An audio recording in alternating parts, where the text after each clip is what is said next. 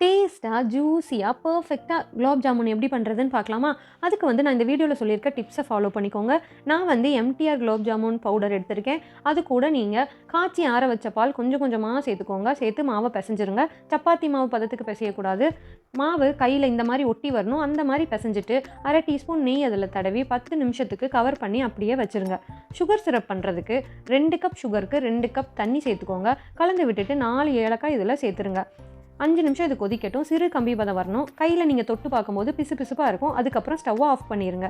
ஜாமுன் பண்ணுறதுக்கு கையில் கொஞ்சமாக நெய் தடவிடுங்க. குட்டி உருண்டையாக எடுத்து 2 கைக்கும் நடுவில் வச்சு லைட்டாக அழுத்தம் கொடுத்து உருட்டிடுங்க. கிராக் எதுவுமே இருக்கக்கூடாது. கிராக் இல்லாமல் உருட்டிடுங்க. ஃப்ரை பண்ணுறதுக்கு எண்ணெய் வந்து ரொம்ப சூடாக இருக்கக்கூடாது. மீடியம் ஹீட்டில் தான் இருக்கணும். டீப் ஃப்ரை பண்ணிக்கோங்க. நீங்கள் உருண்டைங்களை எண்ணெயில் போட்டதும் அதுவாக மேலே எழும்பி வரும். அதுக்கப்புறம் இந்த மாதிரி தள்ளி விட்டிங்கன்னா உள்ளே நல்லா வெந்து மேலே கிறிஸ்பியாக இருக்கும். அதுக்கப்புறம் சுகர் சிரப்பில் சேர்த்துட்டு 2லேருந்து 3 மணி நேரத்துக்கு அப்புறம் எடுத்து சாப்பிட்டிங்கன்னா நல்லா ஜூஸியாக எம்மியாக குலாப் ஜாமுன் ரெடி. ட்ரை பண்ணி பாருங்கள். Happy cooking, happy plate.